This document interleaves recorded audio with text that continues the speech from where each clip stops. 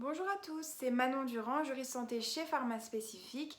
On se retrouve pour parler actualité juridique 2020 et avant de commencer, je vous rappelle que nous ferons un webinaire le 3 juin 2021, donc notez la date, sur les actualités juridiques une nouvelle fois, mais cette fois-ci sur la période de début 2021.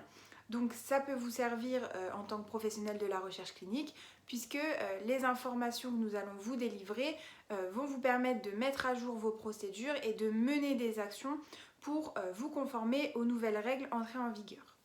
Voilà, ce petit rappel fait, on commence tout de suite avec le sujet du jour qui concerne les dispositifs médicaux et plus particulièrement les organismes notifiés. Alors pour rappel, on a le règlement sur les dispositifs médicaux qui va bientôt entrer en vigueur le 26 mai 2021. Donc à partir de ce moment-là, il y aura une petite période de transition. Je vous expliquerai tout ça dans un webinaire sur les dispositifs médicaux qu'on fera dans les mois à venir, très bientôt. Mais il y aura une petite période de transition, bien sûr, entre l'application définitive et complète du règlement sur les dispositifs médicaux et donc la fin de l'application des directives qui encadraient jusqu'alors les essais notamment, mais de manière générale les dispositifs médicaux. Et dans le cadre donc de ce nouveau règlement, les organismes notifiés, qui sont en fait les structures qui ont pour objectif d'évaluer et de délivrer le marquage CE d'un dispositif médical, doivent se conformer au règlement et ainsi donc acquérir une nouvelle certification.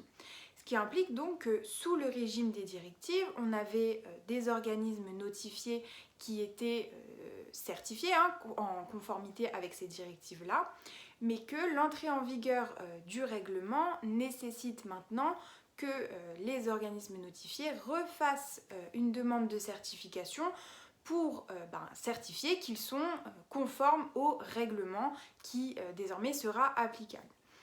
En juillet, on a eu, nous en France, le premier organisme notifié à obtenir sa certification. Il s'agit du GEMED et donc pour le moment, c'est le seul organisme notifié français.